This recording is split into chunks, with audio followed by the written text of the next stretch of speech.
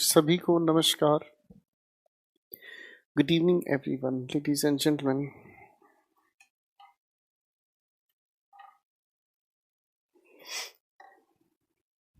Good evening everyone, ladies and gentlemen. अभिषेक, विनोद, चंचल, प्रहलाद, विनोद, राजेंद्र, विनोद, शीतला, अस्तित्व, सावन, दलीप, सभी को नमस्कार. Thank you everyone, thank you everyone, thank you everyone.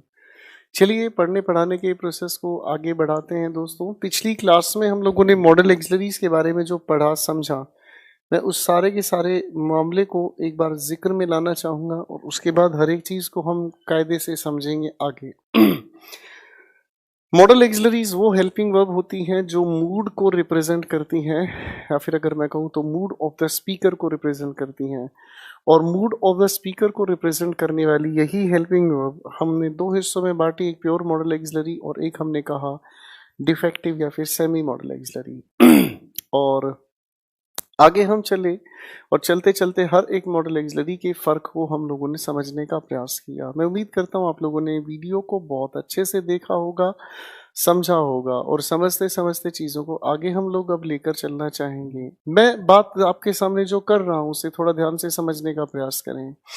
हम लोगों ने दोस्तों जब टेंस पढ़ा था हम लोगों ने जब टेंस पढ़ा था तो टेंस के वक्त हम लोगों ने एक बहुत खूबसूरत बात कही थी कि टेंस टाइम ऑफ एक्शन कहलाता है. टाइम को हम लोगों ने तीन हिस्सों में बांटा था. एक हमने कहा प्रेजेंट, जिससे हम एक्सपीरियंस कर रहे हैं. दूसरी बात हम अगर कहें तो हम उसे कहते हैं पास्ट, यानी कि जिससे हमने एक्सपीरियंस कर लिया. और समय का एक ऐसा हिस्सा भी होता है जिसे अगर हम कहें तो हमने एक्सपीरियंस नहीं किया, लेकिन वो समय है कहाँ, वो समय कहीं और नहीं, वो समय हमारे जहन में है. जैसे अगर मैं आपको कहूँ कि आज रात मैं अपने दोस्त से मिलने जाऊँगा, रात हुई नहीं, मैं दोस्त से मिलने गया नहीं, तो इसका मतलब ये बात सिर्फ मेरे जहन में है, मेरे मूड पर डिपेंड करती है. इसका मतलब फ्यूचर नाम का कोई टेंस नहीं होता. फ्यूचर नाम का कोई टेंस नहीं होता. बेसिकली जो फ्यूचर को बताने वाली चीज़ों को हमने समझने का प्रयास किया, फ्यूचर नाम का कोई टेंस नहीं होता. फ्यूचर सिर्फ हमारे मूड पर डिपेंड करता है, इसलिए फ्यूचर को बताने वाली ये सारी बातें सिर्फ मॉडल एक्सिलरी होती हैं. कायदे से चीज़ों को समझते हैं, फिर आगे बढ़ते हैं सिलसिले को लेकर. तो प्यारे दोस्तों, एक बहुत खूबसूरत चीज़ आती है जिसे हम कहते हैं फ्यूचर इंडेफिनिट टेंस, जिसे हम कहते हैं फ्यूचर इंडेफिनिट टेंस. पहले ध्यान से इन चीज़ों को समझ लीजिएगा, फिर आगे तो आप अपने आप ही समझदार होते ही हैं. फ्यूचर इंडेफिनिट की अगर हम बात करते हैं दोस्तों, तो फ्यूचर इंडेफिनिट के लिए हमने यूज़ किया विल और शैल के साथ फर्स्ट फॉर्म ऑफ वर्ब. एक बात याद आ रही है कि फ्यूचर नाम का कोई टेंस नहीं होता. इनफैक्ट फ्यूचर के बारे में कुछ भी बताना हमारे मूड पर डिपेंड करता है, और जो चीज़ हमारे मूड पर डिपेंड करती है वो मूड को रिप्रेजेंट करने वाली हेल्पिंग वर्ब कायदे से मॉडल एक्सिलरी ही कहलाती है. ठीक है बच्चों.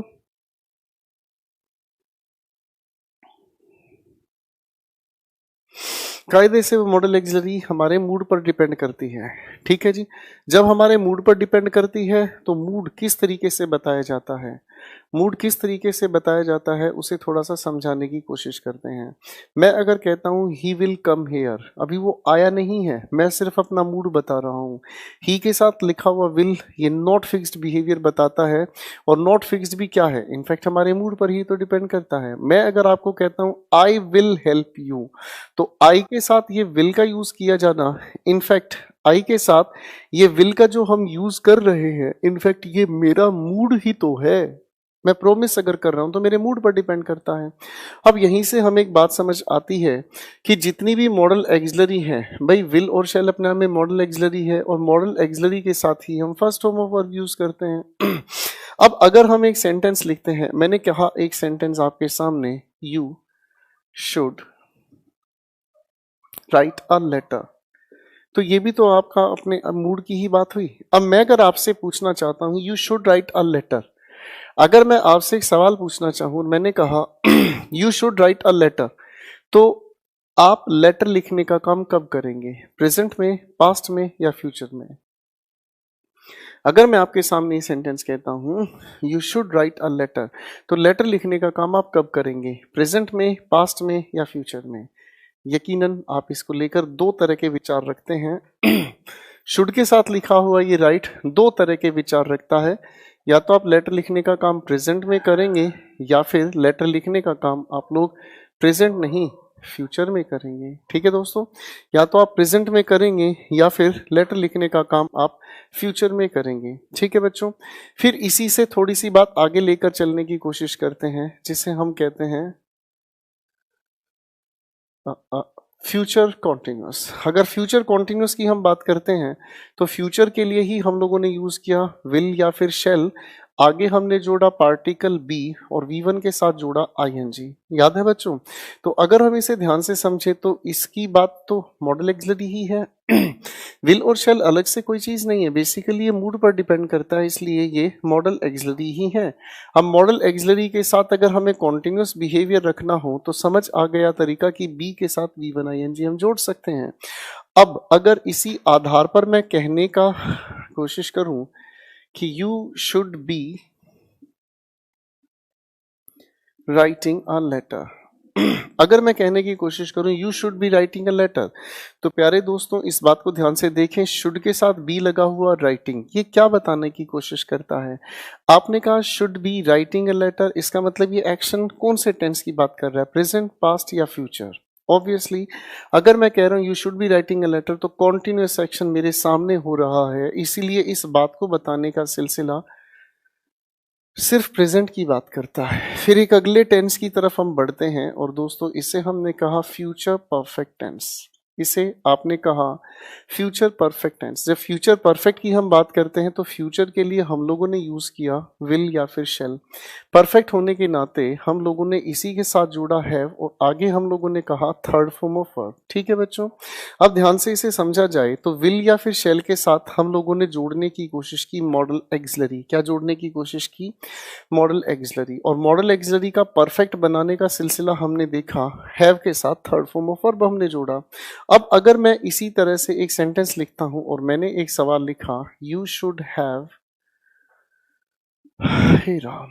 रिटन अ लेटर, अब इस लिखे हुए सेंटेंस का अगर मैं आप लोगों से मीनिंग पूछता हूं you should have written a letter, ठीक है,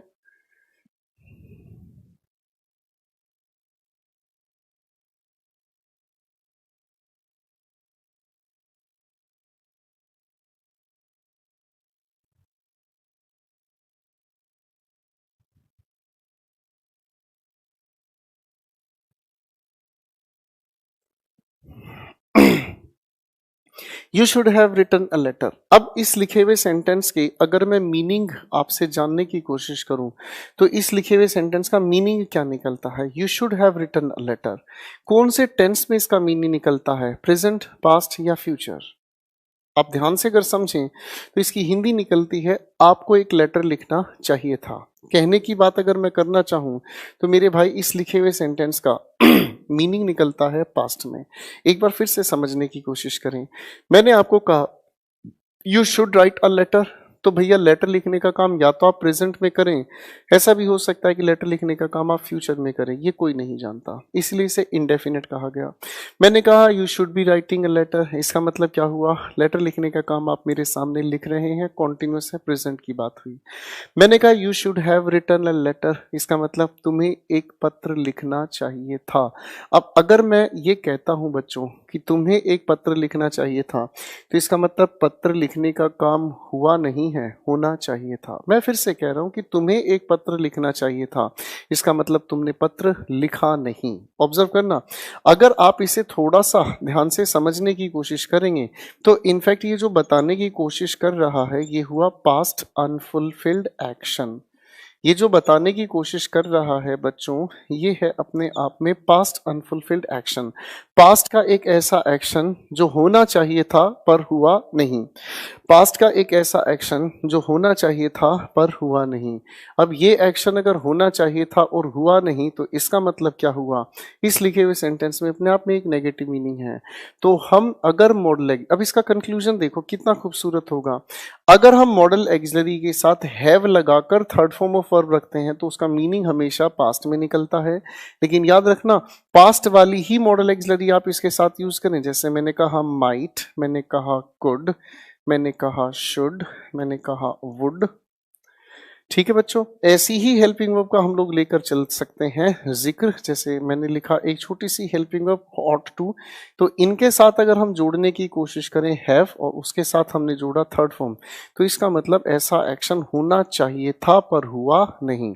अब आपकी परीक्षा में एक सवाल पूछा गया, मैं लिख रहा हूं, व्हेन यू वर यंग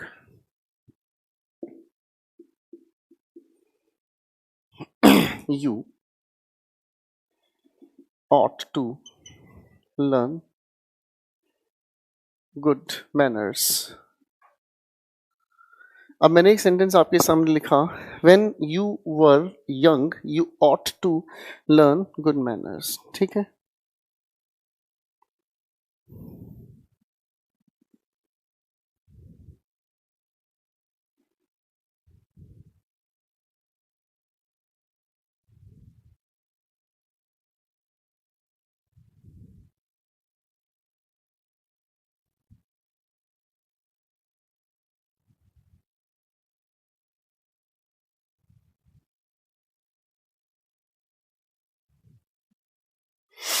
तो अगर हम इसे थोड़ा समझने की कोशिश करें तो सवाल बड़ा प्यारा है। ये क्या लिखा है बच्चों?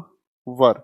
व्हेन यू वर यंग, जब आप यंग थे तो आपको अच्छी मैनर्स, गुड मैनर्स सीखनी चाहिए थी। हाँ है ना?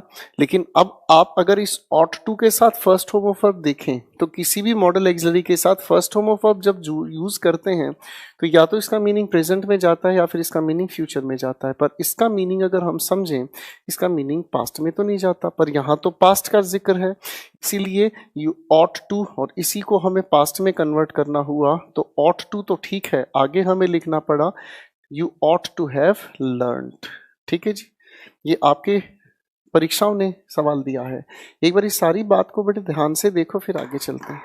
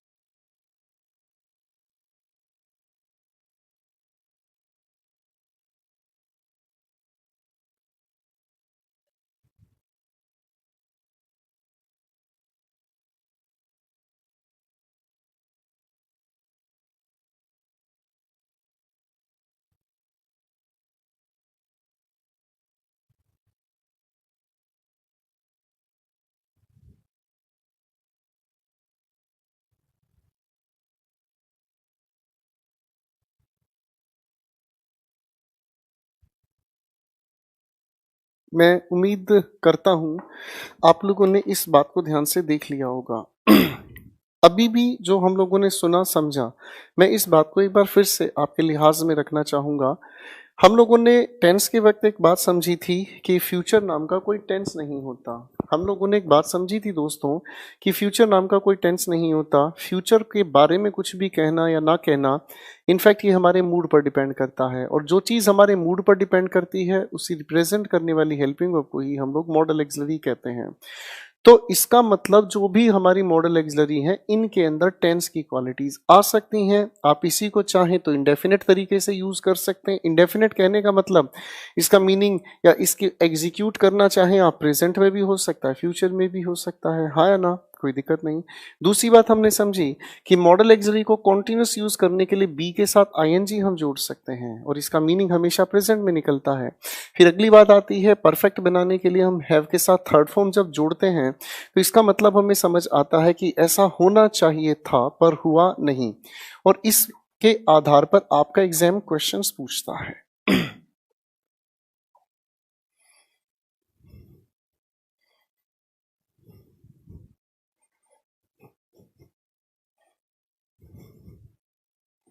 जैसे एक सवाल मैं आपके सामने रख रहा हूं।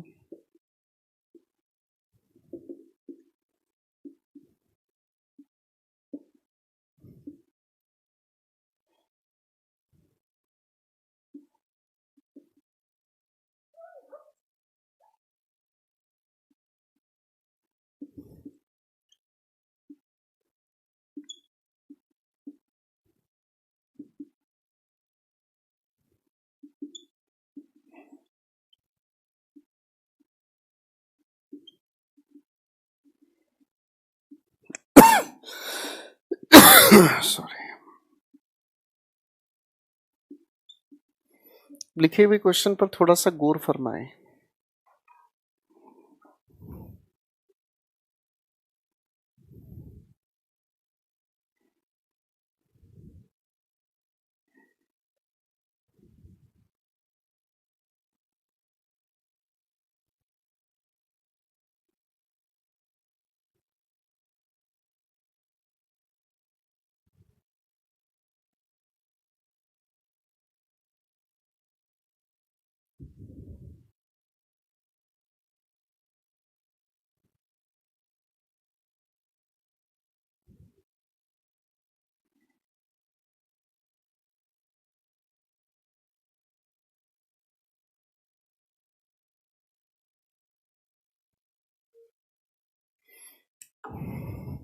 तो लिखे हुए सेंटेंस को अगर हम ध्यान से देखें तो लिखी हुई बातचीत कहती है डू नॉट कॉल हिम, उससे फोन मत करना। आई एम श्योर, अगर आप श्योर हैं तो ये इसका मतलब रीजन टू बी श्योर हमारे सामने आ गया, यानी कि स्ट्रॉन्ग पॉसिबिलिटी हुई।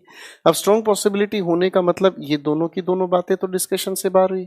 एक बात हमेशा याद रखना बच्चों, सही आंसर सही क्यों है और गलत आंसर गलत क्यों है, अगर ये चीज आप लोगों ने ठीक ढंग से सीख ली, समझ ली, तो इसका मतलब आप लोगों के सही लेवल्स ऑफ लर्निंग तैयार हो जाते हैं। जब तक आपके पास क्वेश्चन को गलत कहने की रीजन नहीं है तब तक आप गलत जा रहे हैं। ठीक, अब इस लिखे हुए सेंटेंस के बचे हुए हिस्सों पर काम करते हैं। I am sure he blank his car. आप अगर कहते हैं ही मे ड्राइव हिज कार तो इसका मतलब वो इंसान या तो प्रेजेंट में या फिर फ्यूचर में, उसका कोई श्योर नहीं है, मामला इंडेफिनेट हुआ। आप उसे कॉल कब नहीं करेंगे, आप उसे कॉल क्यों नहीं कर रहे हैं, क्योंकि आप इस बात को लेकर श्योर हैं कि वो इंसान गाड़ी चलाने का काम प्रेजेंट में कर रहा है। यही वो रीजन है कि इसे हटाकर हम लोग क्या कहने की कोशिश करते हैं, ही मे बी ड्राइविंग। तो इसे एक बार देख लीजिएगा, मैं सिलसिले को आगे बढ़ाना चाहूंगा। यही वो रीजन है जिसकी वजह से मैंने आपको कहा फ्यूचर नाम का टेंस नहीं होता। फ्यूचर नाम का इनफैक्ट जो भी है वो मॉडल एक्सिलरी है।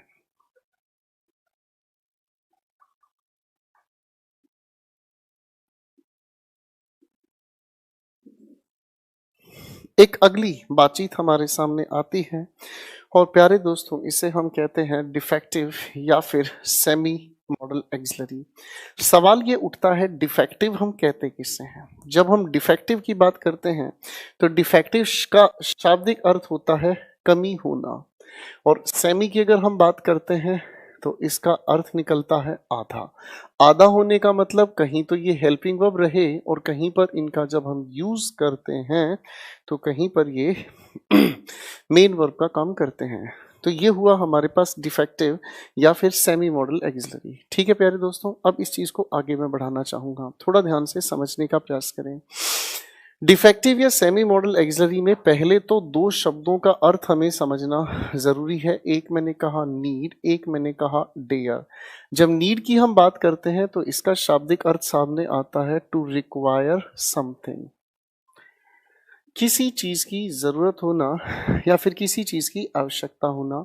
डेयर की अगर हम बात करते हैं तो इसका अर्थ निकल कर आता है टू बी करेजियस इनफ, यानी कि जब आपके अंदर किसी चीज के लिए हिम्मत या साहस हो, उसे हम कहते हैं डेयर। ठीक है दोस्तों, अब मैं नियमों से आपको मिलाना चाहूंगा और सबसे पहला जो नियम हम लोग लेकर चल रहे हैं इसे हम कहेंगे दोस्तों डिफेक्टिव। डिफेक्टिव का मतलब हुआ कमी होना।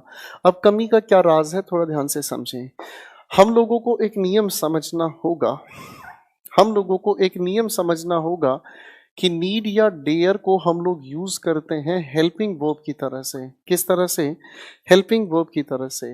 नीड या डेयर को अगर हम यूज करते हैं हेल्पिंग वर्ब की तरह से तो इसके दो रूप सामने आते हैं।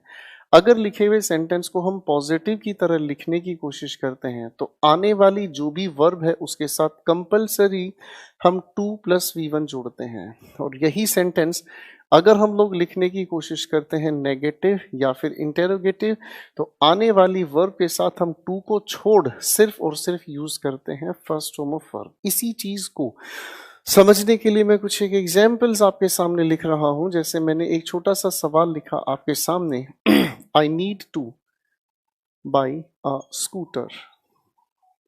अब इसी लिखे हुए सेंटेंस को अगर हम नेगेटिव तरीके से लिखें तो सवाल हुआ I need not by a scooter. अच्छा बच्चों, अगर इसी लिखे हुए सेंटेंस को मैं क्लोज एंडेड तरीके से लिखना चाहूं तो सवाल बनता है need I by a scooter. ठीक है बेटा। अच्छा, आप लोगों ने कभी किसी इंसान के सामने बोलने की कोशिश की होगी how dare you insult me. तो बच्चों ये आपके सामने एक छोटा सा सवाल हो गया। हाउ के बाद क्वेश्चन के क्वेश्चन वर्ड के बाद आप हेल्पिंग वर्ब यूज कर रहे हैं तो आने वाली वर्ब के साथ कुछ भी यूज करने की जरूरत नहीं है। अब यहां से सिलसिला शुरू होता है दूसरी बातचीत का और उसे हम कहते हैं सेमी। सेमी का मतलब आपने बताया आधा, यानी कि थोड़ी देर पहले हम इसे यूज कर रहे थे हेल्पिंग वर्ब की तरह से, अब हम इसे यूज करने की कोशिश करेंगे मेन वर्ब। अब देखो काम कैसे हुआ, ध्यान से देखें। नियम कहता है कि नीड या डेयर को अब अगर हम यूज करते हैं मेन वर्ब की तरह से तो इसका मतलब हम इसी लिखे हुए शब्द से ठीक पहले यूज करेंगे कोई और हेल्पिंग वर्ब कोई और हेल्पिंग वर्ब। तो आने वाला आपके सामने सेंटेंस चाहे आप लिखें पॉजिटिव, चाहे आप लिखें सेंटेंस नेगेटिव, चाहे आप लिखें इंटेरोगेटिव, इससे कोई फर्क नहीं पड़ता। जो भी आ रही है आने वाली वर्ब आप उसके साथ सिर्फ और सिर्फ यूज करते हैं 2+V1। क्या यूज करते हैं बच्चों? टू के साथ फर्स्ट फॉर्म ऑफ वर्ब। इसे ध्यान से देखते हैं, एक एग्जाम्पल तैयार करते हैं। जैसे अगर मान लो मैं इसी लिखे सेंटेंस को लिखने की कोशिश करूं और सेंटेंस मैंने लिखा आई डू नॉट नीड, तो दो चॉइसेस आपके सामने मिलती हैं, एक चॉइस बाई, एक choice two by a scooter. तो क्या कहना सेंसिबल हुआ? तो आप ज्यादा दूर नहीं जाते हैं, आप नीड से पहले देखते हैं कोई और हेल्पिंग वर्ब, तो आने वाली जो भी वर्ब है आप उसके साथ टू जोड़कर ही काम करते हैं। मैं इसी लिखे हुए सेंटेंस की अगर बात करता हूं, मैंने सवाल आपके सामने लिखा हाउ डू यू डेयर, और दो चॉइसेस आपके सामने लिखी हुई मिलती हैं, एक चॉइस इंसल्ट एक चॉइस टू इंसल्ट, और उसके बाद मैंने लिखने की कोशिश की मी। तो भैया इस लिखे हुए सवाल में भी वही आपको लॉजिक लगाना है। डेयर से पहले आपको अगर लिखी मिलती है कोई और हेल्पिंग वर्ब तो जो भी आ रही है वर्ब आप उसके साथ टू को कंपलसरी जोड़ते हैं। पहले इस मामले को ध्यान से देखें, पढ़ें, रिवाइज करें, फिर मैं आगे लेकर चलूंगा कुछ एग्जाम्पल्स पर।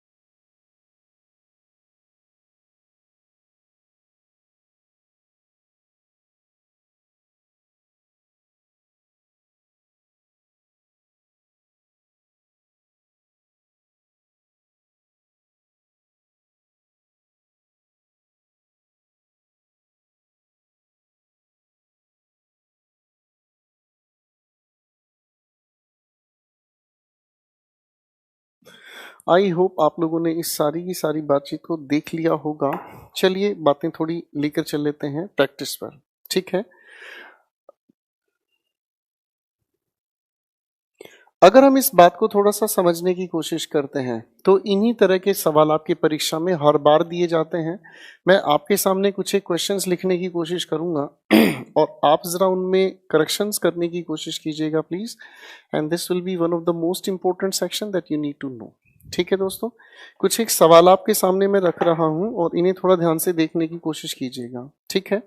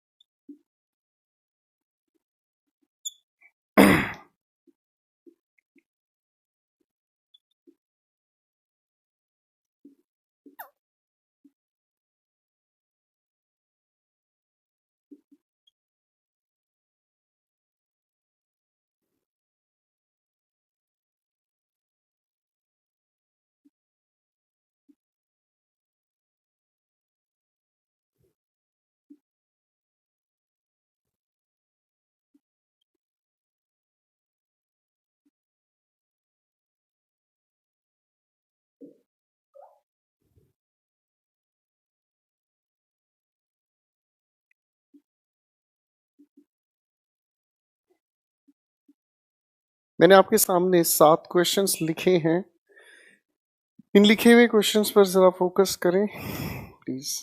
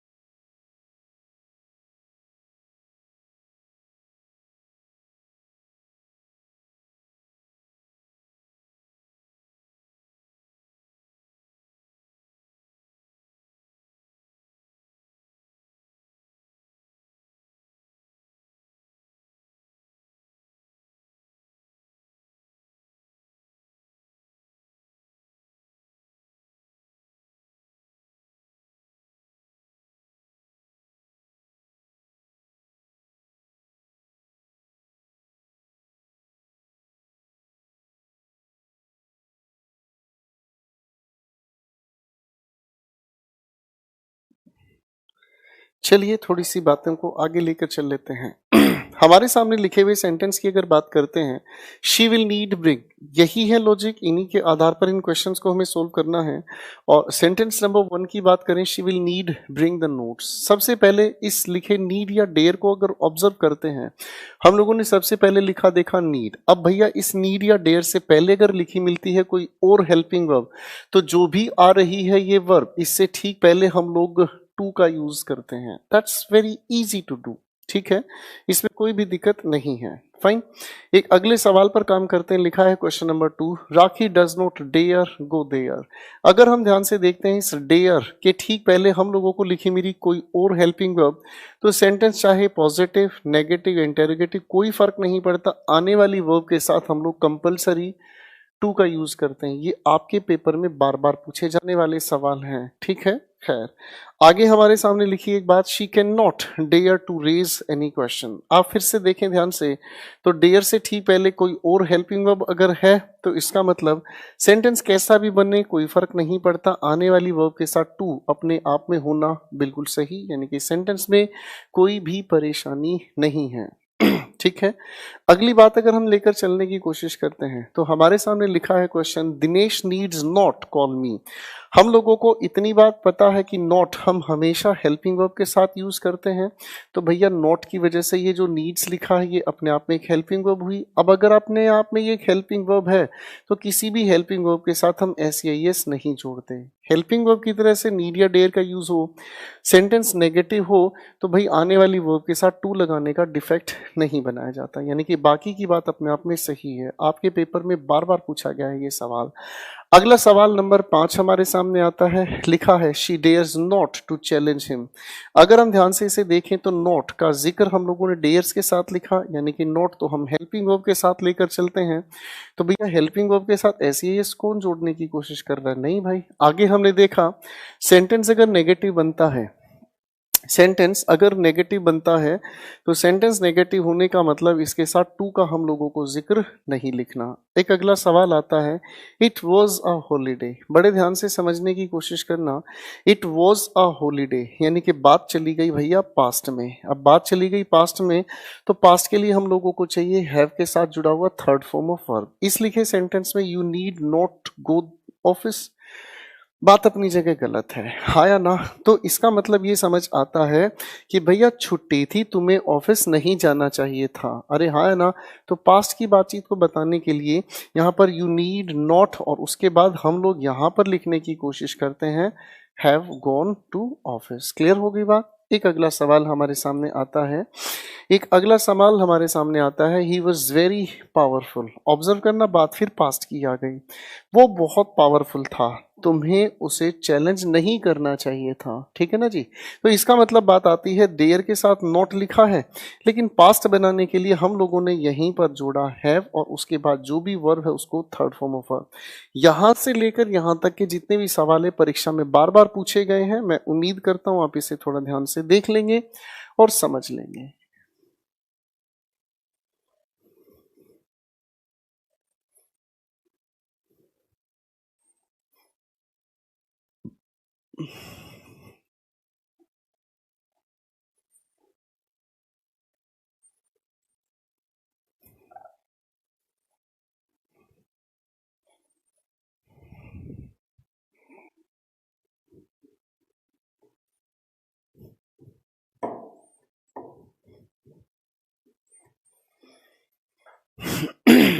डिफेक्टिव या सेमी मॉडल एक्सिलरी में हम थोड़ा आगे चलते हैं, तो एक और हेल्पिंग वर्ब आती है जिसे हम कहते हैं यूज्ड टू, और एक और हेल्पिंग वर्ब आती है जिसे हम कहते हैं वुड। जब हम इस यूज्ड टू की बात करते हैं, तो ये हमें बताने का काम करता है पास्ट डिसकंटिन्यूड हैबिट, कोई ऐसी आदत जो पहले आप किया करते थे पर अब जिसे आप नहीं करते। ये हुआ हमारे सामने, ये हुआ हमारे सामने जिसे हम कहते हैं पास्ट डिसकंटिन्यूड हैबिट। ठीक है भाई, पहले जो आप करते थे अब नहीं करते। वुड के साथ अगर आप बात करते हैं, तो ये बताता है मैं पास्ट हैबिट, आप ऐसा प्रेजेंट में कर भी सकते हैं, नहीं भी, ये हमें नहीं पता। ठीक है जी? जैसे दो सेंटेंसेस में लिख रहा हूं, मैंने कहा when he was young he used to work for whole day, but now he does not। ठीक है बेटा, तो इस लिखे हुए सेंटेंस को अगर हम समझने की कोशिश करते हैं तो इस लिखे हुए सेंटेंस की अगर बात करें, बिल्कुल सिंपल सा मीनिंग हुआ, जब वो यंग था तो वो सारा दिन काम किया करता था, पर अब वो इंसान काम नहीं करता। तो यूज टू अपनी जगह सेंसिबल है। मैं अगर सेंटेंस लिखने की कोशिश करूं, when Ravi was in Delhi he would go for a movie every weekend. तो इसका मतलब हमें समझ आता है कि जब वो यंग था तो हर वीकेंड मूवी देखने जाया करता था। इसका मतलब ये समझ आया कि अब भाई वो कहीं और भी रहता है, तो जहां कहीं भी वो रहता है मूवी देखने के लिए तो वो वहां भी जा सकता है, इस बात से कोई फर्क नहीं पड़ता। ठीक है बच्चों, तो ये हुए हमारे डिफेक्टिव या सेमी मॉडल एक्सिलरी की छोटे से इंट्रोडक्शन की बात। अब हम यूज्ड टू के बारे में बात करेंगे। अब इस यूज्ड टू के सिलसिले को थोड़ा ध्यान से समझने का प्रयास करेंगे, फिर चीजें आगे समझ आएंगी। ठीक है भैया।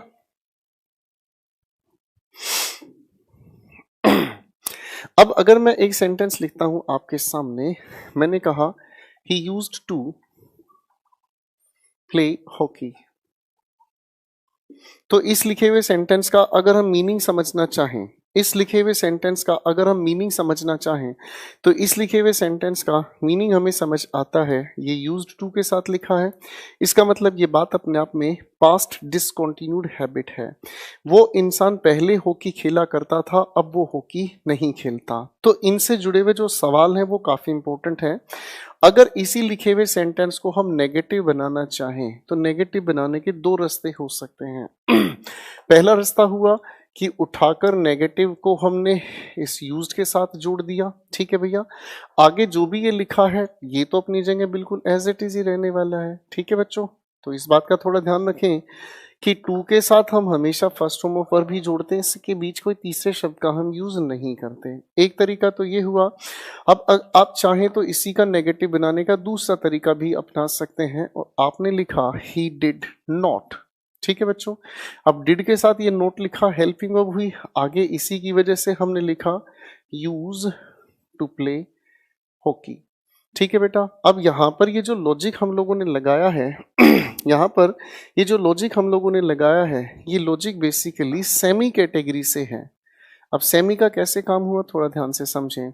अगर हम ध्यान से देखने की कोशिश करते हैं तो यहाँ यूज्ड नोट के साथ अगर आया है तो ये हेल्पिंग वर्ब हुई। अब ये अगर हेल्पिंग वर्ब है तो इसका मतलब सेमी में एक जगह आप हेल्पिंग वर्ब का यूज कर रहे हैं। अब इसे लिखे हुए अगले सेंटेंस में हम देखें तो नॉट डिड के साथ यूज हुआ है, तो हेल्पिंग वर्ब क्या हुई, डिड।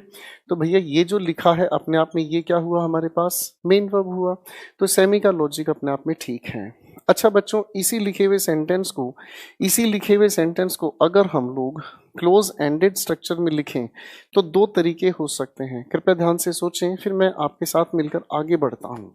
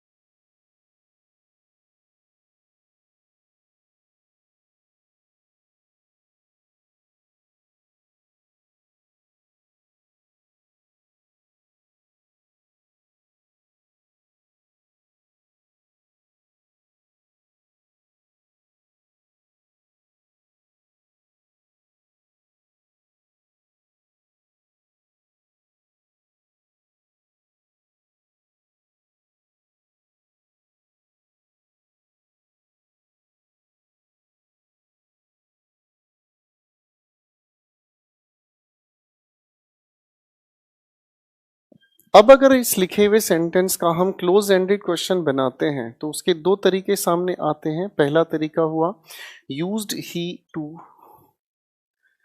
Play hockey. ठीक है बच्चों, स्ट्रक्चर की बात है। ठीक है भाई, अब अगर इसी लिखे हुए सेंटेंस को हम लोग क्लोज एंडेड के डिड से बनाना चाहें तो भी पॉसिबल है। और ये हुआ did he used to play hockey. ठीक है बेटा, एक बार इन दोनों की दोनों बातों को थोड़ा ध्यान से देख लीजिएगा, फिर मैं आपके सामने इसका डिफेक्ट समझाने का प्रयास करूंगा।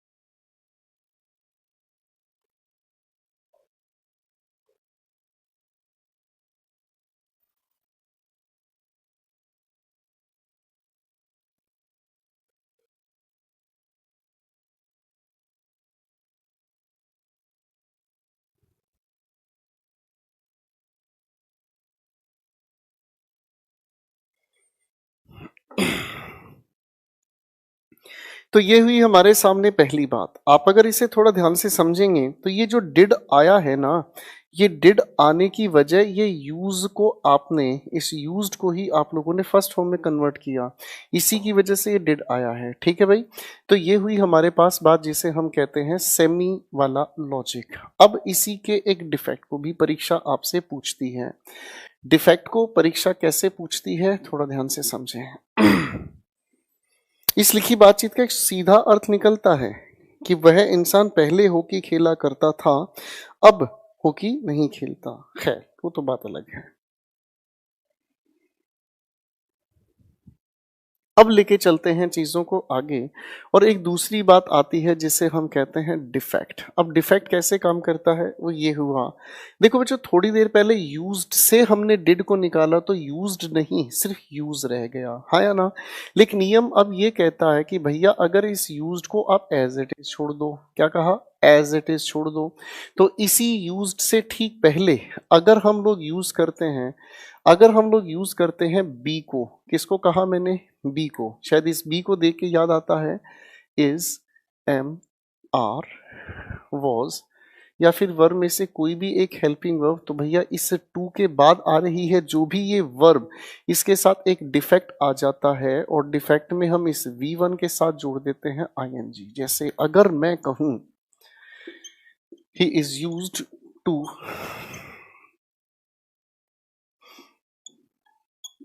वेक अप अर्ली। अब अगर इस लिखे हुए सवाल को ध्यान से देखा जाए बच्चों, तो इस यूज्ड से पहले आ रही है ये इज, ठीक है, तो यानी कि यूज्ड से पहले अगर बी की कोई भी फॉर्म आ रही है तो आ रही है जो भी वर्ब, आप इसी के साथ एक डिफेक्ट का यूज करते हैं। ठीक है बेटा, इसका थोड़ा ध्यान रखें, ये पेपर ने पूछा है आपके साथ सवाल। ठीक है बच्चों, जैसे अगर मैं कहने की कोशिश करता हूं, चलो अब आपकी कॉमन सेंस को जांचने की कोशिश करता हूं, ठीक है। कॉमन सेंस को जांचने की कोशिश करते हैं।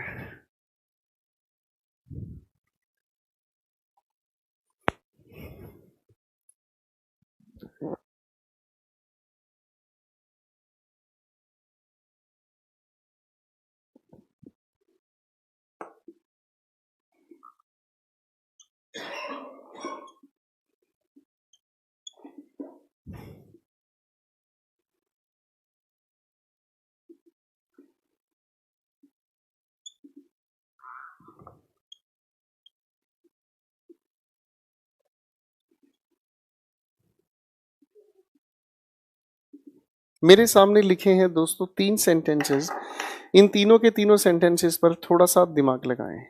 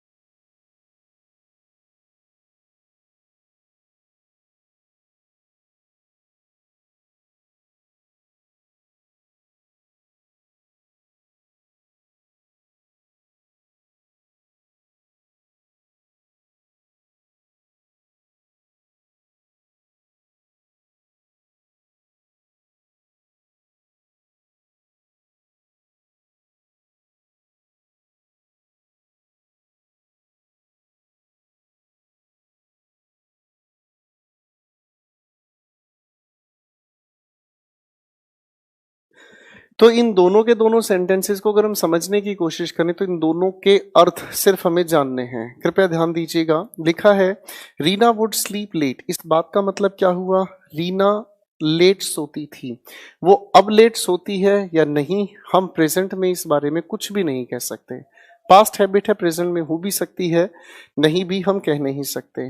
दूसरा सवाल कहता है रीना यूज्ड टू दूसरा सेंटेंस कहता है दोस्तों Reena used to sleep late. इस बात का मतलब समझ आता है कि वो पहले लेट सोया करती थी पर अब लेट नहीं सोती। ये बात कंफर्म है, ठीक है। फिर तीसरा सवाल आता है Reena is used to sleeping late. इस बात का मतलब रीना पहले भी लेट सोती थी, अब भी लेट सोती है। ये बात कंफर्म है। क्लियर है? ठीक है बेटा, तो ये बातें आपके छोटे छोटे अर्थ पर टिके हुए हैं, एक बार इन्हें ध्यान से देख लीजिएगा। मिलते हैं प्रैक्टिस सेशन में, आप लोगों के साथ मिलकर कहानी शुरू करते हैं मॉडल एक्सलरीज की प्रैक्टिस क्वेश्चंस पर। ठीक है दोस्तों, पहली बार इस चीज को देख लीजिएगा, फिर शुरू करते हैं।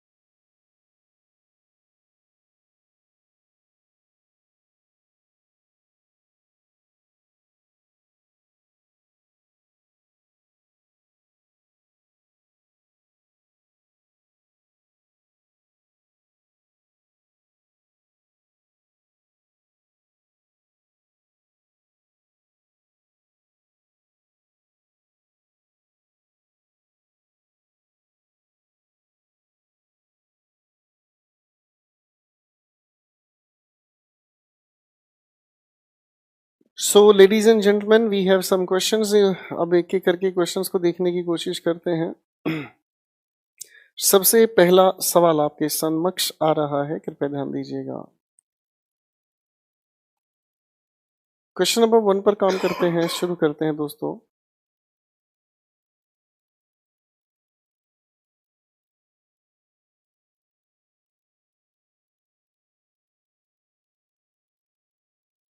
The criminal will certainly be hanged. आप अगर ध्यान से देखेंगे यहां पर लिखा है विल सर्टेनली। अब अगर सर्टेनली को हम ध्यान से ऑब्जर्व करें तो सर्टेनली कहने का मतलब क्या समझ आता है? सर्टेनली कहने का हमें मतलब समझ आता है कि यानी कि ये काम तो पक्का होगा। अब अगर ये काम पक्का होगा तो इस बात का मतलब क्या समझ आया? इस बात का मतलब हमें समझ आता है कि ये काम तो अगर पक्का हुआ तो फिक्स्ड हुआ। तो अदर सब्जेक्ट के साथ हमें फिक्स्ड बिहेवियर बताने के लिए इस विल और सर्टेनली दोनों को हटाकर इन दोनों की जगह पर अगर हम शैल लिखते हैं तो ज्यादा बेहतर होगा। The criminal shall be hanged, because बाकी का सेंटेंस ठीक है। क्वेश्चन नंबर 2 पर काम करते हैं। She told her teacher that she could not be able to. बच्चों आ गया आपका वही superfluous question. She could not के बाद आपको बी एबल टू लिखने की जरूरत नहीं है, तो करेक्ट आंसर हुआ आपका she could not attend the class. Question number 3 पर आते हैं. Jaya used to head. बच्चों ध्यान रखें, टू के बाद हम हमेशा फर्स्ट फॉर्म ऑफ वर्ब का यूज करते हैं. जया यूज्ड टू हैव, तो बेटा यहाँ पर अगर हैव की हम बात करते हैं तो आपका आंसर ठीक होगा. Jaya used to have very long hair when she was a child. Question 4, I looked everywhere for the book but I could not found it. बच्चों हमें एक चीज पता है कि मॉडल एक्सिलरी के साथ हम हमेशा फर्स्ट फॉर्म ऑफ वर्ब का ही यूज करते हैं. ठीक है, तो ये आपका आंसर तैयार हुआ. आई could not find it. Question number 5, could you please maintain silence for a while. देखो बच्चों, फॉर्मल सिचुएशन में ही ये बात कही जा सकती है. फॉर्मल सिचुएशन में ही ये बात कही जा सकती है, कृपया शांति बनाए रखें. तो बेटा कुड नहीं, फॉर्मल के लिए तो आपको कहना चाहिए would you please maintain silence. अगला सवाल का सेशन प्लीज ध्यान दीजिएगा, सोल्व कीजिएगा, फिर मैं बताता हूं.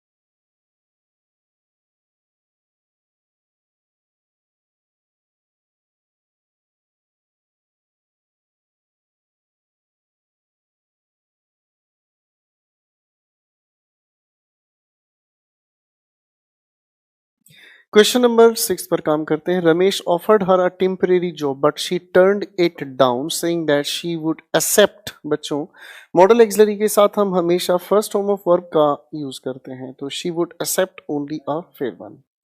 नेक्स्ट सेंटेंस की बात करते हैं.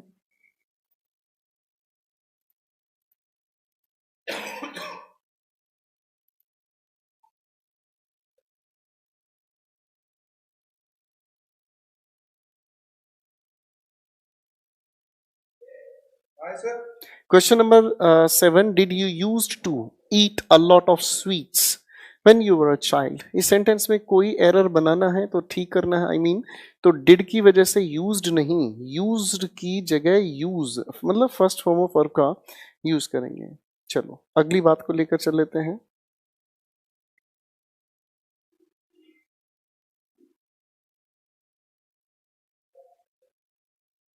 अगला सवाल.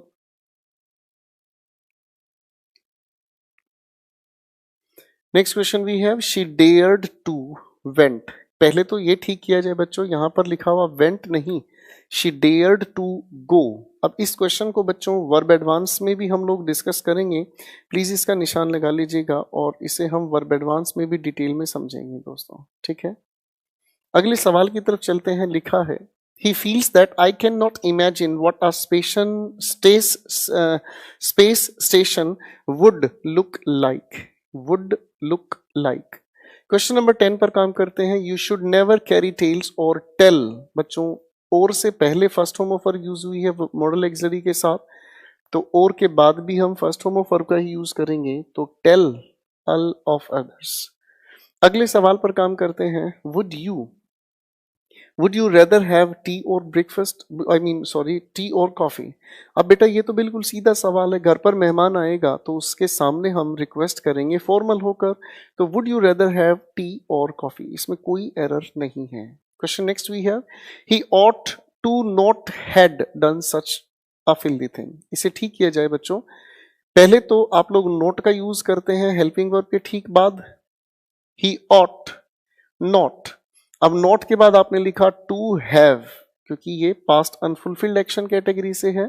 ही ought not to have done such a filthy thing. Filthy का अर्थ होता है डर्टी. अब आप अगर इसका अर्थ समझने की कोशिश करें तो उस इंसान को ऐसा घटिया काम नहीं करना चाहिए था, यानी कि उस इंसान ने ऐसा घटिया काम किया. ठीक है बेटा. अगला question. Palm oil is very beneficial and is used to. बच्चों यहां इसे ठीक किया जाए. Is used to make product changing.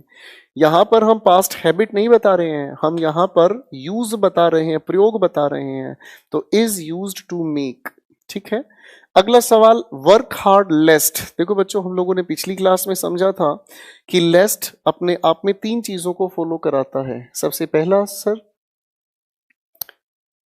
सबसे पहली अगर हम बात करें तो भैया इस लेस्ट की वजह से शुड का यूज होगा, नोट का यूज नहीं होगा, और आने वाली जो भी वर्ब है वो नेगेटिव सेंस वाली वर्ब हो. तो आपके सामने लिखा हुआ जो सेंटेंस है ये होना चाहिए work hard lest you should fail. बाकी का सेंटेंस अपने आप में ठीक है बच्चों. Question number 15. You ought to stood by your sister when she was in difficulties. जब आपकी बहन को आपकी जरूरत थी, आपको उसके साथ खड़ा होना चाहिए था. इसका मतलब ये समझ आया, इसका मतलब ये समझ आया आप अपने दोस्त के साथ खड़े नहीं थे, आई मीन अपनी बहन के साथ नहीं खड़े. तो you ought to have stood, ये आपकी पास्ट की बात कही गई है. You ought to have stood. अगले सवाल पर काम करते हैं ladies and gentleman. Please focus the next 5 questions, फिर डिस्कस करता हूं मैं answer please.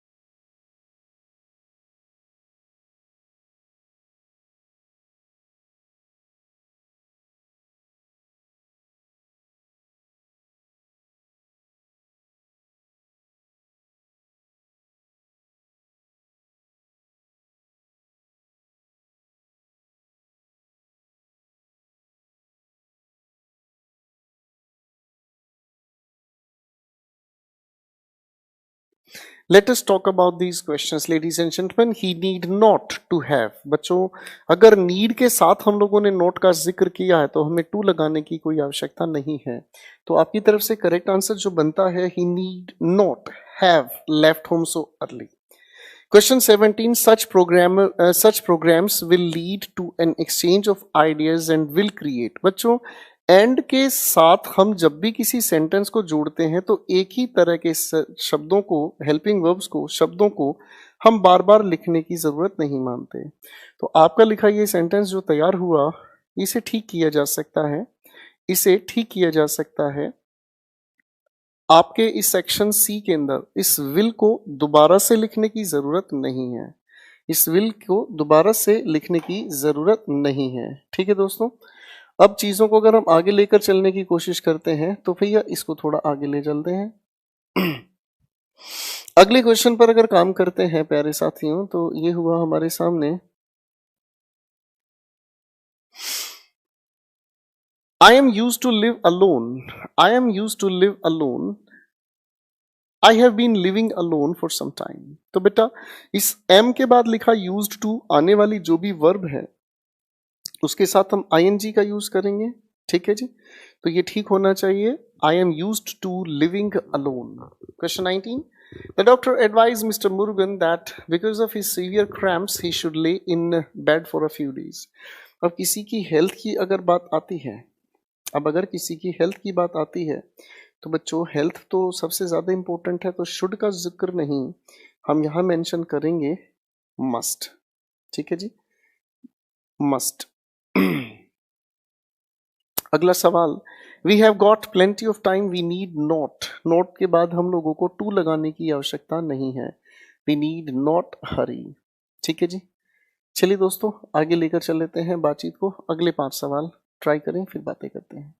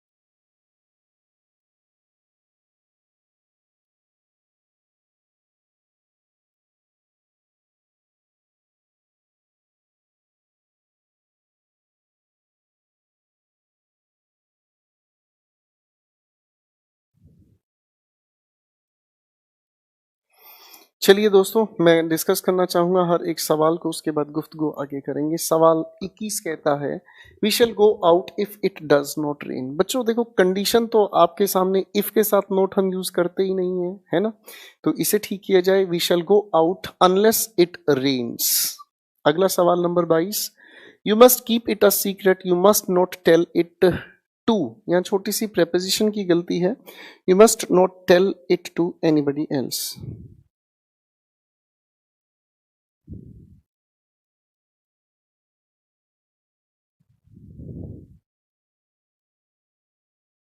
Next question we have.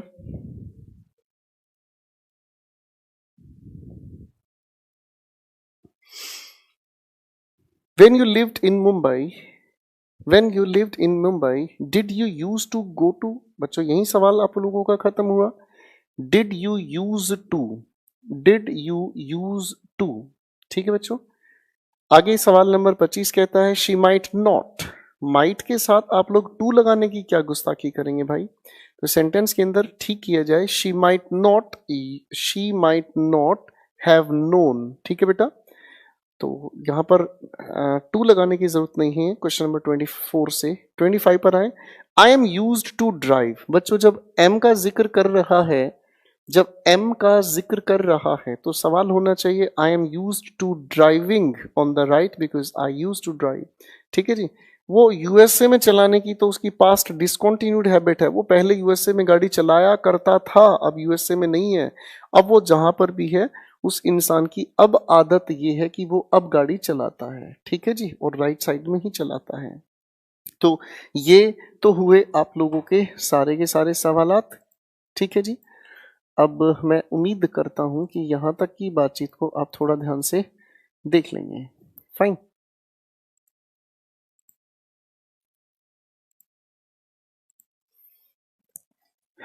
तो अब बातें कर लेते हैं 5-7 मिनट के लिए। Sir please upload tense PDF for English special 09 batch. आप एक बार चेक करोगे तो पता तो चलेगा यार। टेंस की आंसर की अपलोड की जा चुकी है, आप देखेंगे कभी नोट्स को खोल के तभी तो पता चलेगा। थैंक यू दलीप साहब। अर्जुन साहब आंसर की अपलोड हो चुकी है, आप क्यों नहीं देखते हैं?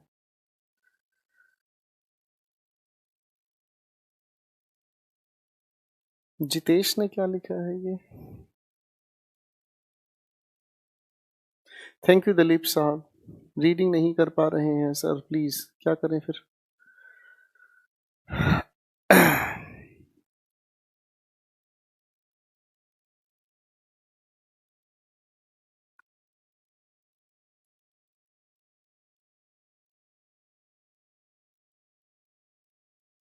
तेजस्वी बेटा वो कैब को थोड़ा सा मैं रोक रहा हूँ, क्योंकि 3 मार्च का जो एग्जाम सिर पर आया हुआ है उसकी वजह से अभी मेन कोर्स अगर थोड़ा सा आप लोगों का खिंच जाएगा तो आपको परेशानी नहीं होगी।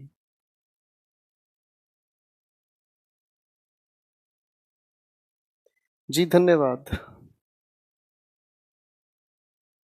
मिथिलेश कहते हैं सर बुक भी डिस्कस करिए। मैं बुक अभी डिस्कस नहीं कर पाऊंगा, अभी सभी बच्चों के पास बुक्स पहुंची नहीं है।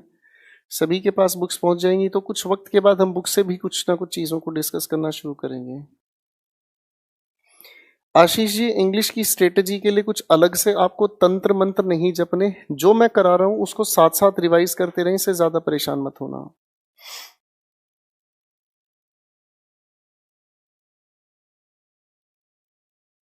कोर्स कब तक कंप्लीट हो जाएगा? कंप्लीट हो चुका है, आपका कोर्स कंप्लीट हो चुका है।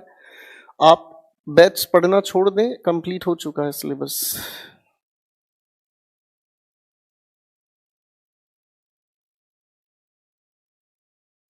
सीपीओ का पेपर था, मेरा इंग्लिश बहुत बेसिक लेवल की आई थी। जी थैंक यू।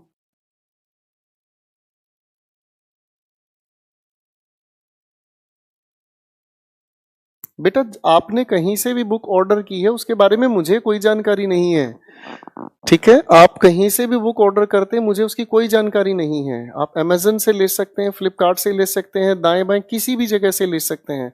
मुझे किसी भी बुक की डिलीवरी के बारे में कोई जानकारी नहीं है, ठीक है? देव साहब कह रहे हैं एचएसएससी एग्जाम के लिए काफी है ना सर? भाई देखो मैं एक चीज फिर बता रहा हूं, मैं सभी के सभी पेपर को लेकर चलता हूं। अब आप किसी भी पेपर में चले जाओ, अगर आपको इंग्लिश इससे बाहर मिलती जाए, जैसे मैं आपके सामने जो चीज अभी पढ़ा रहा हूं, अगर इससे बाहर आपको टॉपिक स्पेसिफिक कोई क्वेश्चन अलग से मिल जाता है तो मैं आपका कसूरवार हूं। तो ये सवाल कभी मत पूछना। I saw her on Christmas.